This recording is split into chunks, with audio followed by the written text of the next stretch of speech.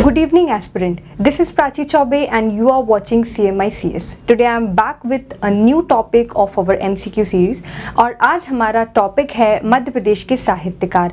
आज हम मध्य प्रदेश के साहित्यकार के बारे में डिटेल में डिस्कस करेंगे और आज हम कुछ ऐसे क्वेश्चन डिस्कस करने वाले हैं जो आपने शायद ही कहीं सुने होंगे या कहीं पढ़े होंगे और ये सारे के सारे टॉपिक आप सभी के लिए mains point of view as well as prelims point of view as well as for one day exam बहुत ज़्यादा इंपॉर्टेंट हो जाते हैं।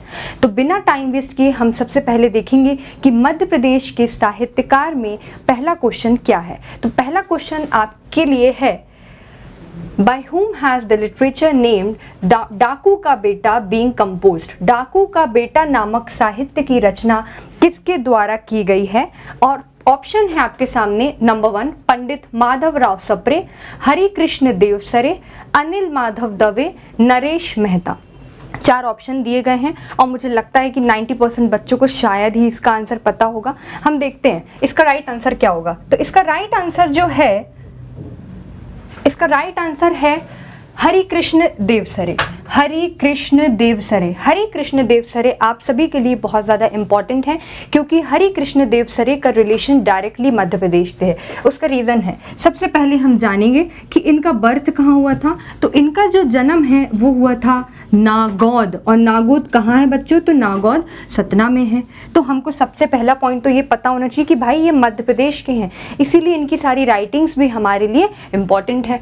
इसके अलावा इनकी दूसरी राइटिंग है मील का पहला पत्थर, ये भी आपको पता होना चाहिए, मील का पहला पत्थर। और दूसरी राइटिंग आप इनकी देख चुके हैं, कौन सा? डाकू का बेटा। ये इंपॉर्टेंट है, बहुत ज़्यादा इंपॉर्टेंट है, आप लोग सभी अपनी कॉपी में नोट डाउन करेंगे। नेक्स्ट क्वेश्चन, दूसरे क्वेश्चन की तरफ हम चलते हैं और दूसरा क्वेश्चन है हमारा, दिल लोकमत समाचार पत्र के संपादक कौन है? दिल लोकमत है ना, दिल Lokmat has been composed bye, इनके एडिटर का नाम आपको बताना है कि आखिरकार इनके एडिटर कौन है। Dil Lokmat has been the editor of Dil Lokmat है ना, इसके आपको बताना है कि इसके एडिटर कौन है। ऑप्शन है आपके सामने, अटल बिहारी वाजपेयी, हरिशंकर परसाई, शरद जोशी, द्वारिका प्रसाद मिश्र। बहुत इंपॉर्टेंट है, इंपॉर्टेंट इसीलिए है क्योंकि इसका आंसर जो है वो पर्सनैलिटी इंपॉर्टेंट है। तो इसका राइट आंसर है Dwarika Prasad Mishra. Option number D इसका राइट आंसर है। पंडित द्वारिका प्रसाद मिश्र आपके लिए इसलिए इंपॉर्टेंट हो जाते हैं क्योंकि पंडित द्वारिका प्रसाद मिश्र मध्य प्रदेश के मुख्यमंत्री भी रह चुके हैं। तो आपसे ये क्वेश्चन कल्चर में ना पूछते हुए पॉलिटी में भी पूछा जा सकता है कि आखिरकार मध्य प्रदेश के ऐसे कौन से मुख्यमंत्री हैं जिन्होंने दिल लोकमत समाचार पत्र का संपादन किया है। Are you getting my point? इसीलिए पंडित द्वारिका प्रसाद मिश्र इंपॉर्टेंट है। और इन्हें क्या कहा जाता है? इन्हें कहा जाता है राजनीति के चाणक्य, कहा जाता है कि नहीं, चाणक्य ऑफ पॉलिटिक्स। इनको राजनीति के चाणक्य कहा जाता है, इसलिए ये आपको पता ही होना चाहिए। पॉलिटिशियन है ना, और साथ साथ में इन्होंने बुक भी लिखी है। ये सागर सेंट्रल यूनिवर्सिटी के वाइस चांसलर भी रह चुके हैं इन द ईयर 1954, ठीक है ना, 1954 से 60 के बीच में लगभग ये वहाँ पर रहे हुए हैं, इसलिए ये इंपॉर्टेंट हो जाते हैं। नेक्स्ट क्वेश्चन हम देखेंगे, पंडित माधवराव सप्रे का संबंध मध्य प्रदेश के किस क्षेत्र से है? इसका आपको आंसर बताना है। पंडित माधवराव सप्रे बहुत ज़्यादा इंपॉर्टेंट पर्सनालिटी है। The reason is Pandit Madhavrao Sapre generalist जो यूनिवर्सिटी है वो आपकी कहाँ पर है? भोपाल में है, और बहुत ज़्यादा फेमस यूनिवर्सिटी है, इसीलिए तो इन्हीं के नाम पे वो रखी गई है। तो आपको बताना है कि आखिरकार ये मध्य प्रदेश के किस जिले से संबंधित है। And you are having option Ujjain, Shajapur, Damoh and Sagar. तो इसका राइट आंसर है बच्चों दमोह। बेसिकली अगर दमोह में भी हम देखेंगे तो ये पथरिया जो है, पथरिया एक ब्लॉक टाइप का है, वहाँ पर इनका रिलेशन है, मतलब वहाँ पे उनका बर्थ हुआ था। और पथरिया किस जिले में आता है? तो ये दमोह जिले में आता है बच्चों, ठीक है। नेक्स्ट क्वेश्चन हम देखेंगे, मील के पहले पत्थर नामक रचना के रचनाकार हैं। अभी मैंने आपको पहला ही जब एमसीक्यू करवाया था तो पहले ही एमसीक्यू में बताया था कि मील के पहले पत्थर किसने लिखी हुई है? आपको याद है कि नहीं? हरि कृष्ण देवसरे, मैं आपको भी बता रही थी। तो इसका राइट आंसर है Hari Krishna देवसरे। Hari Krishna देवसरे is the right answer. और इनका बर्थ मैं आपको बता ही चुकी हूँ, नागौद सतना में हुआ था, तो ये भी आपको फैक्ट नहीं भूलना है ना। और डाकू का बेटा, पहली इनकी कॉम्पोजिशन हमने ऊपर ही पढ़ी। नेक्स्ट क्वेश्चन है, हर्षवर्धन ने बाणभट्ट को निम्नलिखित में से कौन सी उपाधि दी थी? तो हर्षवर्धन ने इनको कौन सी उपाधि दी थी? आपको इन ऑप्शंस में से बताना है, भूषण, श्री राजेश्वर, चक्रवर्ती और बाणेश्वर। तो इसका राइट आंसर है चक्रवर्ती। चक्रवर्ती की उपाधि दी गई थी, किसको दी गई थी? बाणभट्ट को। आपको पता है बाणभट्ट ने कादम्बरी, इनकी राइटिंग है कादम्बरी। और दूसरी इनकी राइटिंग कौन सी है? दूसरी इनकी राइटिंग है हर्षचरित, जिसमें इन्होंने हर्ष की काफ़ी सारी तारीफ करी हुई है, यही हर्षवर्धन की, जिन्होंने इनको टाइटल दिया है ना। और फिर इनको दूसरा टाइटल भी मिला है, वो क्या मिला हुआ है? साहित्य के वनांचल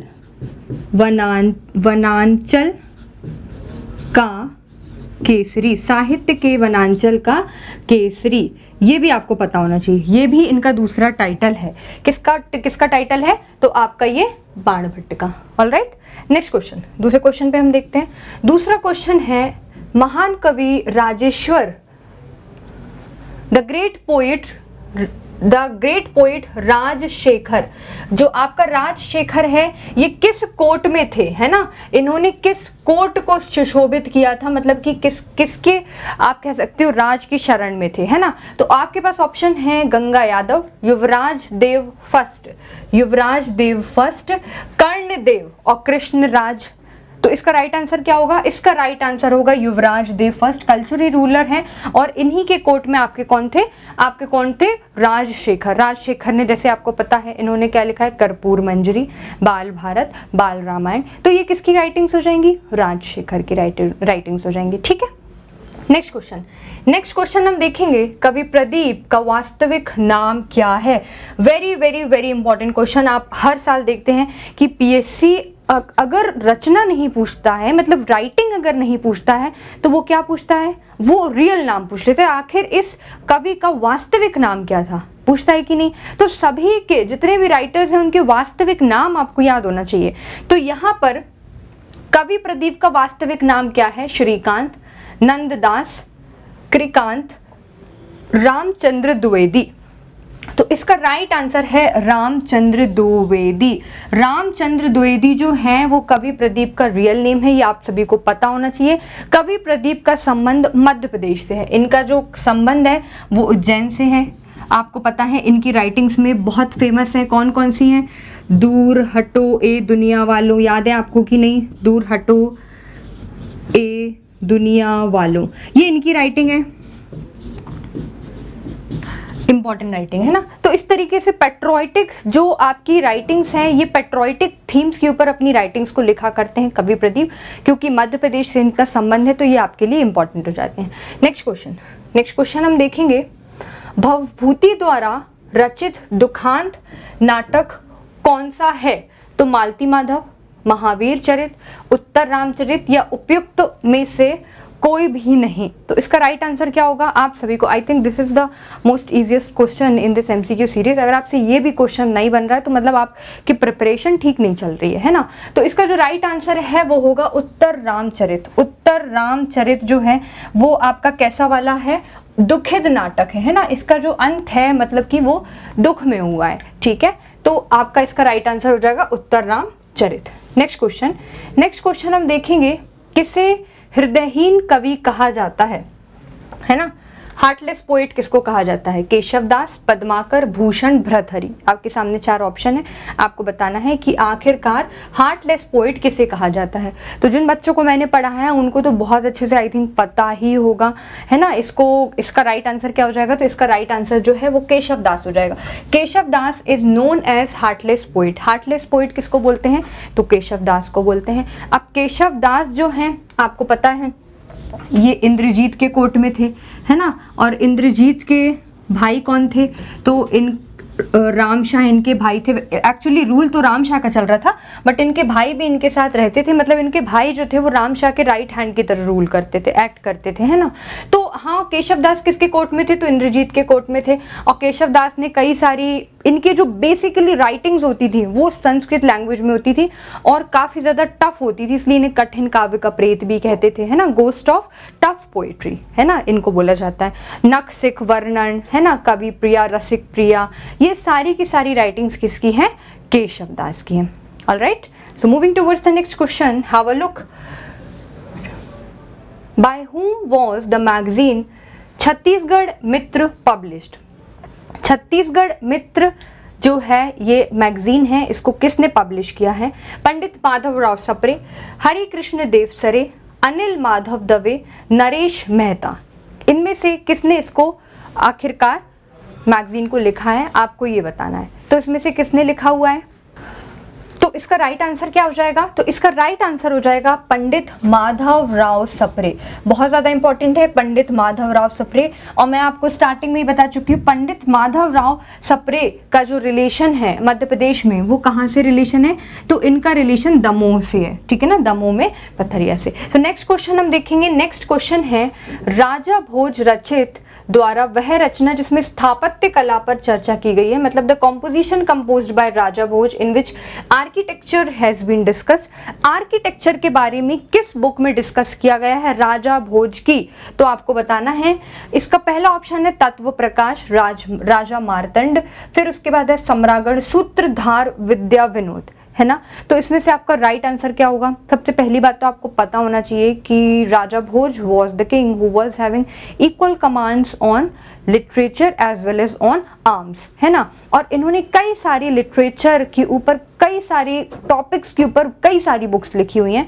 इसलिए कहते हैं कि राजा भोज की मृत्यु के बाद जो आपका साहित्य का दीपक था वो बुझ गया, ऐसी कहावतें चलती हैं। तो इसमें से इन्होंने आर्किटेक्चर के ऊपर भी बुक्स लिखी थी। तो इसका जो राइट आंसर है वो होगा सम्रागढ़ सूत्रधार, ठीक है। तो राइट आंसर है सम्रागढ़ सूत्रधार, ये आप लोगों को पता होना चाहिए। सम्रागढ़ सूत्रधार इसका राइट आंसर हो जाएगा। नेक्स्ट क्वेश्चन हम देखेंगे, नर्मदा समग्र नामक पुस्तक की रचना किसके द्वारा की गई है? By whom has the book named Narmada समग्र being composed? तो आपको पता है कि नर्मदा पुत्र किसको कहते हैं? तो अमृतलाल बेगड़ को कहते हैं, है ना। लेकिन यहाँ पर ऑप्शन में है क्या अमृतलाल बेगड़? नहीं ऑप्शन में, तो मतलब कि अमृतलाल बेगड़ तो नहीं होगा। बट मोस्ट ऑफ द बच्चों को यही लगेगा कि नर्मदा से रिलेटेड है, तो may be answer may be Amritlal Begad. लेकिन देखिए, नर्मदा समग्र जो पुस्तक है वो अमृतलाल बेगड़ ने नहीं लिखी है। आपके सामने ऑप्शन है पंडित माधवराव सप्रे, हरि कृष्ण देवसरे, अनिल माधव दवे एंड नरेश मेहता। इन चारों का संबंध मध्य प्रदेश से है, पहली बात। लेकिन ये जो बुक लिखी है ये आपकी अनिल माधव दवे जी ने लिखी हुई है। अनिल माधव दवे इंपॉर्टेंट पर्सनालिटी है, अनिल माधव दवे इसका राइट आंसर है। नर्मदा समग्र किसने लिखी है? तो अनिल माधव दवे ने लिखी हुई है। और अनिल माधव दवे का संबंध मध्य प्रदेश से कहाँ पे है, किस डिस्ट्रिक्ट से बिलोंग करते हैं ये? तो ये उज्जैन डिस्ट्रिक्ट से बिलोंग करते हैं बच्चों, ठीक है। तो इस उज्जैन से बिलोंग करते हैं, तो ये एडिशनल फैक्ट हो जाएगा। नेक्स्ट क्वेश्चन हम देखेंगे, to which poet is Maratha ruler Shivaji is related? Maratha शासक शिवाजी का संबंध किस साहित्यकार से है? तो मराठा शासक जो शिवाजी हैं उनका संबंध किस साहित्यकार से है? तो आपको पता है केशवदास, पद्माकर भट्ट, भूषण, इनमें से कोई भी नहीं। तो आपको पता है छत्रसाल का संबंध किससे है? तो छत्रसाल का संबंध आपका भूषण से है कि नहीं है? छत्रसाल का संबंध भूषण से। और जो छत्रसाल हैं वो किसके कंटेम्प्रेरी थे? वो आपके शिवाजी के कंटेम्प्रेरी थे। यस और नो, शिवाजी के कंटेम्प्रेरी थे कि नहीं? तो जो आपके भूषण हैं, शिवाजी, जो छत्रपति शिवाजी हैं, उनका संबंध कवि भूषण से ही है। इसीलिए उन्होंने, आपको पता है, शिवा पावनी लिखी हुई है, इन्हीं के ऊपर लिखी कि नहीं, शिवराज भूषण इन्हीं के लिए लिखी हुई है। तो कई सारी इनकी जो राइटिंग्स हैं वो शिवाजी के ऊपर बेस्ड हैं। और जो छत्रपति शिवाजी हैं उनका जो रिलेशन है वो किससे हो जाएगा? तो वो भूषण से हो जाएगा, ठीक है। नेक्स्ट क्वेश्चन, अलहेतो का संबंध किससे माना जाता है? Alheto, with whom is Alheto considered to be related?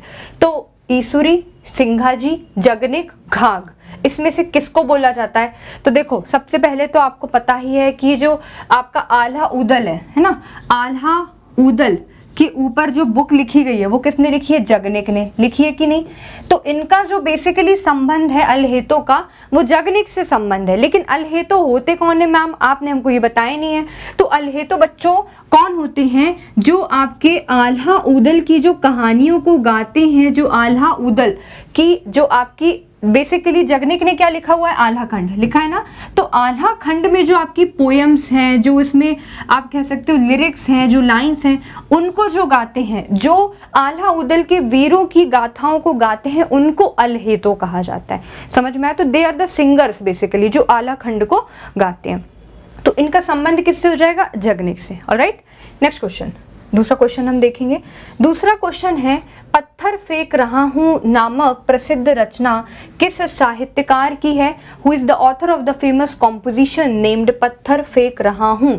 तो बाल कवि बैरागी, कांता प्रसाद गुरु, चंद्रकांत देवताले, द्वारिका प्रसाद मिश्र, है ना। तो आपको बताना है। तो इसका जो राइट आंसर है वो चंद्रकांत देवताले है। मैं आपको बता देती हूँ, बहुत इंपॉर्टेंट है चंद्रकांत देवताले। उसका रीजन है, चंद्रकांत देवताले का संबंध डायरेक्टली मध्य प्रदेश से है और ये मध्य प्रदेश के बैतूल जिले से है। ये आपको पता होना चाहिए, ठीक है ना। किस पर्सनालिटी का रिलेशन मध्य प्रदेश के किस जिले से है, ये आप लोगों को पता होना चाहिए, क्योंकि ये MPPSC का पेपर है और बहुत ज़्यादा इम्पॉर्टेंट है, ठीक है। नेक्स्ट क्वेश्चन है हमारा, क्रांतिकारी घोष नामक ग्रंथ के रचयिता कौन है। अनिल माधव दवे, गिरिजा कुमार माथुर, श्री कृष्ण सरल और हरि कृष्ण देवसरे। तो हरि कृष्ण देवसरे के बारे में मैं आपको बता चुकी हूँ, है ना। उसके बाद अनिल माधव दवे भी मैंने बताई उज्जैन से थे, ठीक है, ये नागौर सतना से थे। गिरिजा कुमार माथुर ये आपके बेसिकली अशोकनगर से थे, ठीक है। श्री कृष्ण सरल, यही इसका राइट आंसर है कि क्रांतिकारी घोष नामक जो ग्रंथ है वो किसने लिखा है आपका। तो इसका आंसर है श्री कृष्ण सरल। और श्री कृष्ण सरल मध्य प्रदेश के गुना जिले से है, ये आप लोग याद रखेंगे।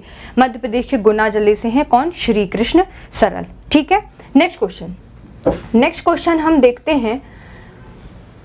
नेक्स्ट क्वेश्चन है, हाँ, क्वेश्चन नंबर 17, राखी की चुनौती नामक ग्रंथ के रचयिता कौन है। राखी की चुनौती, वेरी इंपॉर्टेंट क्वेश्चन, बहुत ज़्यादा इंपॉर्टेंट क्वेश्चन है। तो इसमें ऑप्शन है आपके पास माखनलाल चतुर्वेदी, सुभद्रा कुमारी चौहान, गजानन माधव मुक्तिबोध और बालकृष्ण शर्मा नवीन। तो इसमें से इसका राइट आंसर क्या होगा। अगर आपको पता है कि राखी की चुनौती एक्चुअली 8th क्लास की जो बुक होती है ना, उसमें है, ये काफ़ी अच्छे से पोएम को बताया गया है। तो आपको बताना है कि इसके रचयिता कौन है।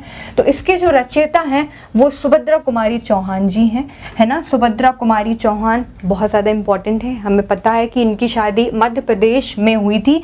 कहाँ पर हुई थी, खंडवा जिले में हुई थी। खंडवा जिले में किससे हुई थी, तो आपके श्री लक्ष्मण सिंह से, लक्ष्मण सिंह से इनका विवाह हुआ था, ये आपको पता होना चाहिए।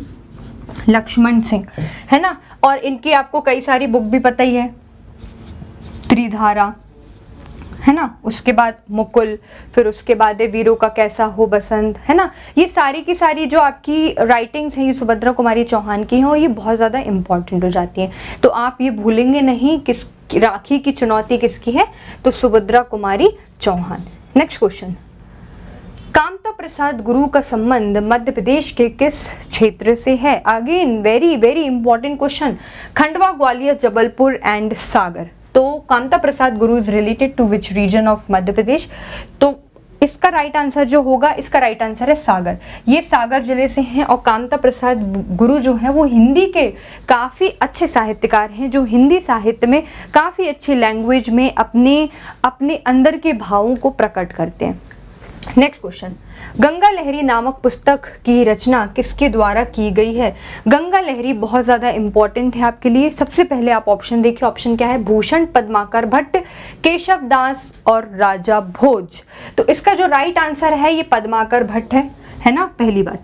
अब गंगा लहरी क्यों इंपॉर्टेंट है, गंगा लहरी इसीलिए इंपॉर्टेंट है क्योंकि पद्माकर भट्ट ने अपने लास्ट डे में, जब उनके लास्ट डे चल रहे थे, मतलब उनकी डेथ होने वाली थी, तो गंगा नदी के किनारे ही जाकर उन्होंने गंगा लहरी को लिखा हुआ था, इसलिए बहुत ज़्यादा इंपॉर्टेंट है।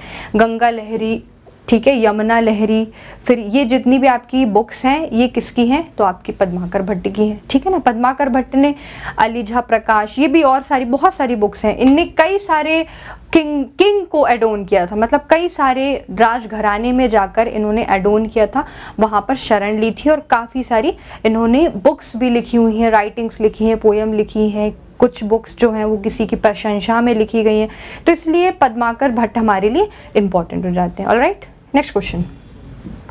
नेक्स्ट क्वेश्चन है, नर्मदा तुम कितनी सुंदर हो। ये जो आपकी प्रसिद्ध रचना है ये किसने लिखी हुई है, तो ये आपकी अमृतलाल बेगड़। इसका डायरेक्ट आंसर मैं बता देती हूँ, Amritlal Begad is the right answer. Amritlal Begad ने नर्मदा तुम कितनी सुंदर हो पुस्तक को लिखा हुआ है, और अमृतलाल बेगड़ को नर्मदा पुत्र भी कहते हैं, ये आपको पता है।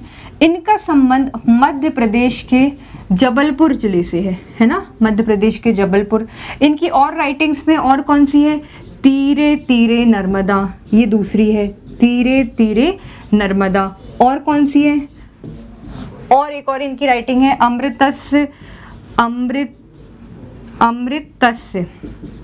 अमृतस्य नर्मदा। तो ये आप लोग याद रखेंगे, ठीक है बच्चों, ये आप लोगों को याद रखना है कि ये सारी की सारी राइटिंग्स किसकी है, तो अमृतलाल बेगड़ की है, जिसमें से नर्मदा तुम कितनी सुंदर हो ये भी उनकी राइटिंग है, ठीक है। नेक्स्ट क्वेश्चन की तरफ हम जाते हैं, क्वेश्चन नंबर 21।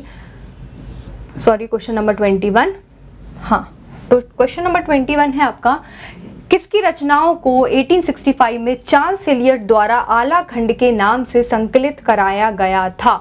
किसका, तो अभी हमने डिस्कस किया, जस्ट ऊपर ही डिस्कस किया कि अल्हेतु किसको कहते हैं, तो जो आला खंड के जो आपके काव्य हैं उनको जो गाते हैं उनको अल्हेतु कहते हैं, और जो आला खंड है वो किसने लिखा है, जगनिक ने लिखा है। तो इसका राइट आंसर सीधे से सीधे क्या हो जाएगा, जगनिक हो जाएगा। इसमें ज़्यादा सोचने वाली बात ही नहीं है ना। तो आला खंड का जो इन्होंने कंपाइलेशन किया था, तो बेसिकली वो किसकी ओरिजिनल राइटिंग है, जगनिक की राइटिंग है, तो बस नो डाउट इसका आंसर जगनिक हो जाएगा। Next question, who composed the song हम होंगे कामयाब, है ना। बहुत ज़्यादा इम्पॉर्टेंट क्वेश्चन है ये वाला। हम होंगे कामयाब जो सॉन्ग है ये किसने कंपोज किया है, गिरिजा कुमार माथुर, प्रभु दयाल श्रीवास्तव, अनिल माधव दवे, नरेश मेहता। बहुत ज़्यादा इम्पॉर्टेंट है। इसका राइट आंसर है गिरिजा कुमार माथुर। गिरिजा कुमार माथुर इसी के लिए फेमस है, मैं आपको बता दूं, गिरिजा कुमार माथुर फेमस ही हम होंगे कामयाब गाने के लिए ही हैं, और इनका संबंध मध्य प्रदेश से है। मध्य प्रदेश के कौन से जिले से है, तो ये आपको पता होना चाहिए, इनका संबंध मध्य प्रदेश के अशोकनगर जिले से, ठीक है, अशोकनगर जिले से है इनका संबंध, सबसे इंपॉर्टेंट। फिर दूसरी बात इनकी, और अगर हम राइटिंग देखेंगे तो इनकी दूसरी राइटिंग है मंजीर, है ना, ये भी आप लोग याद रख सकते हैं। और इनकी एक और राइटिंग कौन सी है, मंजीर, और एक है इनकी मंदार। ये दोनों राइटिंग आप लोग याद रखेंगे, साथ में हम होंगे कामयाब, तो ये हो ही गया आपका, ठीक है। नेक्स्ट क्वेश्चन है, संत सिंगा जी किससे प्रभावित थे। संत सिंगा जी आखिरकार किससे प्रभावित थे, मीराबाई, कबीर, सूरदास, रहीमदास। तो इसका राइट आंसर क्या है, बहुत इंपॉर्टेंट क्वेश्चन है, आपको पता है तो बहुत अच्छी बात है, और अगर इसका आंसर नहीं पता है तो इसका राइट आंसर है कबीर। संत सिंगा जी कबीर से, और संत सिंगा जी को कबीर ऑफ निमाड़ भी कहा जाता है, कबीर ऑफ निमाड़। ये पॉइंट भी आप लोगों को याद रखना है, ठीक है। नेक्स्ट क्वेश्चन हम देखेंगे, निम्नलिखित रचनाओं में से किसकी रचना अटल बिहारी वाजपेयी द्वारा नहीं की गई है। Which of the following work was not composed by Atal Bihari Vajpayee. राजनीति की रपटीली राहों, संसद के 3 दशक, एक टोकरी भर मिट्टी, अमर बलिदान। ये चारों हैं। अब आपको बताना है कि आखिरकार इनमें से कौन सी रचना अटल बिहारी वाजपेयी की नहीं है। तो देखिए, राजनीति की रपटीली राहें ये तो अटल बिहारी वाजपेयी जी की है ना। संसद के 3 दशक ये भी अटल बिहारी वाजपेयी जी की है। अमर बलिदान भी है। एक टोकरी भर मिट्टी अटल बिहारी वाजपेयी जी की नहीं है। ये किसकी है, ये माधव राव सप्रे की है, माधव राव सप्रे। ये जो हम बेसिकली क्वेश्चन डिस्कस कर रहे हैं, आप देखिए कि आप लोग द्वारिका प्रसाद मिश्र, गजानन माधव, मुक्तिबोध, बालकृष्ण शर्मा, नवीन, इन सब के ऊपर ज़्यादा फोकस करते हो और इन क्वेश्चंस को आप लोग छोड़ देते हो। और जबकि ये सारे के सारे जो पोएट हैं, राइटर्स हैं, ये मध्य प्रदेश से डायरेक्ट इनका रिलेशन है, तो फिर पता नहीं क्यों आप लोग इन क्वेश्चंस को छोड़ देते हो। इसीलिए मैं आपके लिए सिर्फ इंपॉर्टेंट और क्रीमी लेयर्स के क्वेश्चंस लेके आती हूँ, ताकि आपका इस वीडियो में बिल्कुल भी टाइम वेस्ट ना हो और आप कुछ ना कुछ मेरी वीडियो से क्वालिटेटिव चीज को ही लेकर जाओ, है ना। ठीक है, तो नेक्स्ट क्वेश्चन हम देखते हैं। हमारा नेक्स्ट क्वेश्चन क्या है? नेक्स्ट क्वेश्चन है हमारा, Which of the following work was not composed by अटल बिहारी वाजपेयी? तो ये हम देख चुके हैं ना, अभी हमने देखा है। नेक्स्ट, चल चल रे नौजवान नामक गीत रचना किसने की है? तो इस गीत की रचना किसने की है? कवि प्रदीप, गुलजार, साहिर लुधियानवी, उपयुक्त में से कोई भी नहीं। तो इसका सही आंसर क्या है? कवि प्रदीप। और कवि प्रदीप का संबंध मध्य प्रदेश से कहाँ से है? उज्जैन से है। और दूर हटो ए दुनिया वालों, ये मैं आपको बता चुकी हूँ, ये भी किसने लिखी हुई है? तो कवि प्रदीप ने लिखी है। राइट, ऑलराइट, आपको समझ में आया कि नहीं? So with this last question of this कवि प्रदीप रिलेटेड टू कवि Pradeep, our MCQ series comes to an end. और कल हम डिस्कस करने वाले हैं इसी का पार्ट 2, साहित्यकार, मध्य प्रदेश के साहित्यकार से रिलेटेड कुछ इंपॉर्टेंट क्वेश्चंस अभी भी बाकी हैं, तो कल हम वो देखेंगे। So just stay tuned with me during my upcoming videos. तब तक के लिए all of you take care, thank you.